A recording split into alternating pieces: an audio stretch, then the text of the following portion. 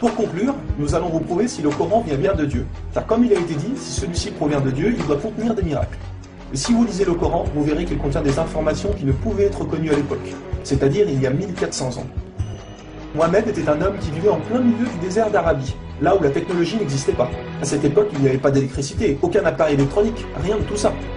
Les gens vivent de la terre, se déplacent en chameau. Personne n'avait inventé ou même pu imaginer les choses telles que les sondes, les scanners, les satellites, etc. Et pourtant, dans le Coran, nous pouvons lire « Sous l'eau, il y a des endroits où il y a de l'eau douce et de l'eau salée.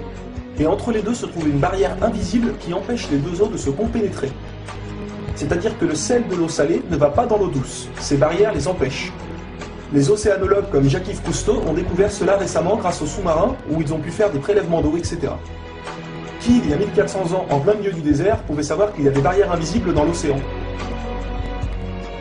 Il est écrit dans le Coran que l'univers est en expansion continuelle, c'est-à-dire que celui-ci ne cesse de grandir.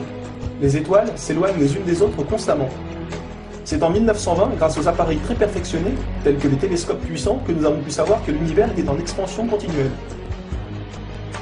Qui, il y a 1400 ans, pouvait connaître cette information?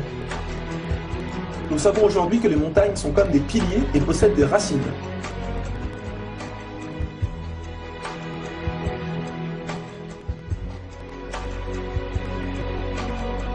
Sans les montagnes, il y aurait très fréquemment des tremblements de terre. Nous savons grâce aux récentes découvertes qu'elles servent à la stabilisation de l'écorce terrestre. Qui, une nouvelle fois, il y a 1400 ans, pouvait savoir que les montagnes étaient ancrées comme des piliers et que ceux-ci servaient à la stabilisation de l'écorce terrestre? Il est écrit dans le Coran que Dieu a créé les 7 cieux et la terre par le même nombre, c'est-à-dire 7. Nous connaissons aujourd'hui, grâce aux sondes qui vont sous terre, que la planète possède 7 couches terrestres. Le noyau interne solide, le noyau externe liquide, la couche D, le manteau inférieur, puis le manteau intermédiaire, le manteau supérieur et la lithosphère. Qui, il y a 1400 ans en plein milieu du désert, pouvait savoir que la Terre possédait 7 couches? Il était impossible de connaître cela sans la technologie récente. Il est aussi mentionné que les plantes ont des sexes, mâles et femelles. La découverte de la sexualité des plantes fut réalisée par Rudolf Jacob Comnenarius entre 1660 et 1720. Le Coran explique étape par étape l'embryologie, c'est-à-dire comment un enfant se développe dans le ventre de sa mère. Le professeur Ketmour, qui a reçu le prix Nobel au Canada de l'embryologie, a confirmé que cela se passait exactement comme indiqué dans le Coran, et a affirmé que ces faits ne pouvaient être connus il y a 1400 ans, et que par conséquent, ces informations avaient été révélées à Mohammed par Dieu. Un exemple, le Coran explique qu'à un moment, le fœtus a la forme d'une sangsue dans le ventre de sa mère. Et si on regarde des images des scanners, nous nous rendons compte que l'embryon a exactement la forme d'une sangsue et qu'il s'accroche à une paroi du corps comme le fait une sangsue. Le mot le plus adapté pour décrire cela est sangsue. Vous voyez comment les versets coraniques s'accordent parfaitement avec la science d'aujourd'hui? Pour savoir cela, il a fallu attendre l'arrivée de scanners, de caméras, etc.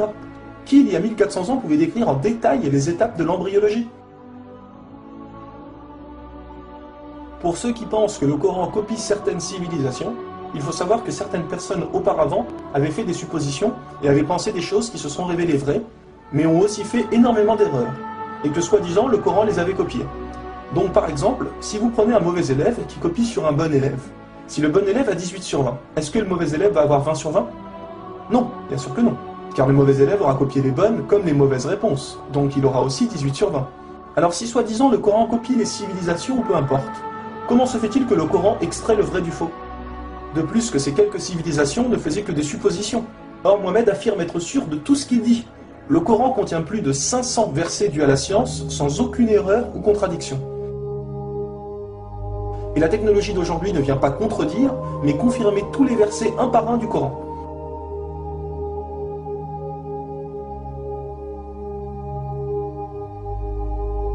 Il est écrit dans le Coran que les fourmis parlent. Nous l'avons confirmé en 2009 grâce aux appareils auditifs puissants. Un homme ne peut entendre ces bruits à l'oreille nue comme ça. Nous savons aujourd'hui que dans la plupart des pays, il est interdit d'avorter au bout de 3 à 4 mois. Car après 4 mois, la science explique que le bébé commence à vivre, et que cela donc est considéré comme un crime. En islam, il est dit que Dieu insuffle l'âme dans le corps du bébé au bout de 120 jours, donc 4 mois. Comme par hasard au même moment que quand la science démontre que c'est à cette période que la vie du fœtus commence. Pour savoir que la vie du bébé commence à 4 mois, il a fallu attendre une nouvelle fois l'arrivée de scanners, IRM, caméras miniatures, etc. Qui, il y a 1400 ans, pouvait savoir que le bébé commençait à vivre au bout de 4 mois? Nous savons qu'au début du monde, il y avait seulement une nébuleuse primaire, compactée en une seule masse et qui a explosé, ce que nous appelons aujourd'hui le Big Bang. Le déroulement du Big Bang est pourtant écrit dans le Coran. Le Big Bang a été découvert au XXe siècle, alors que le Coran a été écrit au 7e siècle. Le Coran affirme que ce sont les abeilles femelles qui ramassent le pollen des fleurs. Pourquoi le Coran ne parle que des femelles et non des mâles? Eh bien la science a découvert récemment qu'effectivement les femelles possédaient des organes que les mâles n'ont pas, et ceux-ci ne peuvent pas collecter le pollen des plantes. Encore et toujours, qui pouvait savoir il y a 1400 ans que les mâles n'ont pas les organes nécessaires pour le prélèvement du pollen? Il y a longtemps, les gens pensaient que la Terre était plate. Ce n'est qu'en 1577 que Francis Drake fait le tour de la planète et prouve que celle-ci est ronde. Le Coran, environ 1000 ans plus tôt, affirme que la Terre est ronde, mais ne s'arrête pas à ça. Pour donner un exemple, il est dit que la Terre ressemble à un œuf, mais pas n'importe quel œuf, celui d'une autruche. Et si vous regardez un œuf d'autruche, vous verrez qu'il n'est pas tout à fait rond, mais qu'il est aplati en haut et en bas. Celui-ci est de forme géosphérique. Et nous savons aujourd'hui que la Terre non plus n'est pas tout à fait ronde, mais qu'elle est aplatie au niveau des pôles. Et donc qu'elle est également de forme géosphérique. Qui, il y a 1400 ans, pouvait savoir que la planète Terre était géosphérique? Il a fallu attendre les satellites pour sortir de la Terre pour se rendre compte de cela. Soyons honnêtes, qui, il y a plus d'un millénaire, pouvait faire toutes ces affirmations sans aucune technologie? Rendez-vous compte, à cette époque-là?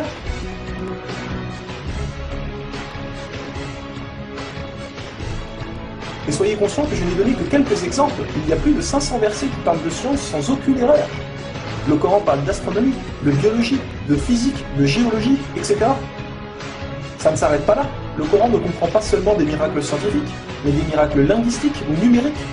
Par exemple, le mot terre apparaît 13 fois dans le Coran, et le mot mer apparaît 32 fois. Additionner 13 plus 32, cela vous donne 45. Si l'on met cela en pourcentage, 32 fois le mot mer sur 45 donne 71%. Et c'est exactement le pourcentage que la mer recouvre sur la surface de la Terre. La mer recouvre 71% de la surface de la planète. Et 13 sur 45 donne 29%. Et c'est exactement le pourcentage que représente la Terre sur la surface de la planète. Croyez-vous vraiment que cela vient du hasard? Le mot paradis apparaît 77 fois. Et devinez quoi? Le mot enfer apparaît aussi 77 fois. Le mot foi apparaît 25 fois. Le mot mécréance apparaît 25 fois. Le mot dunya, qui signifie le monde d'ici-bas, apparaît 115 fois. Akira, qui signifie le monde de l'au-delà, apparaît 115 fois. Le mot ange, 88 fois. Le mot diable, 88 fois. Les hommes, 23 fois. Les femmes, 23 fois. La vie, 145 fois. La mort, 145 fois. Bonne œuvre, 167 fois. Les péchés, 167 fois. Les 7 cieux apparaissent 7 fois. Et il y a encore plein et plein d'autres exemples.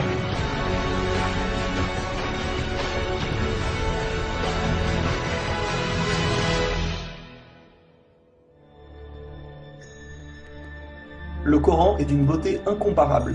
Dans la langue originale, c'est-à-dire en arabe, environ la moitié du Coran rime. Le Coran contient des palindromes. Un palindrome est un mot qui veut dire la même chose si on le dit à l'envers. Par exemple, Bob, à l'envers, vous aurez toujours Bob.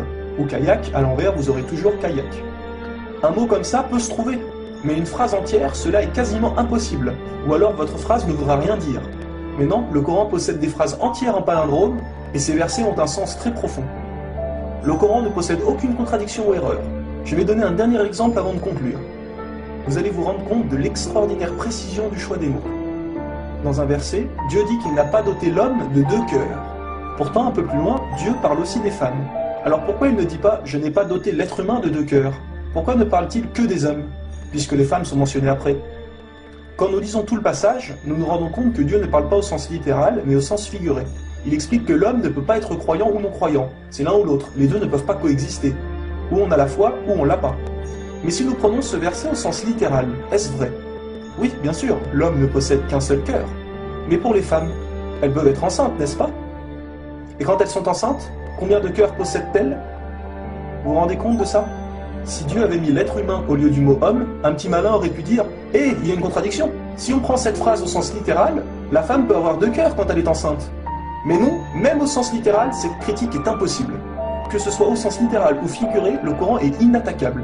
Rendez-vous compte de la précision des mots. Il y a encore plein d'autres choses, mais cela prendrait énormément de temps de tout mentionner.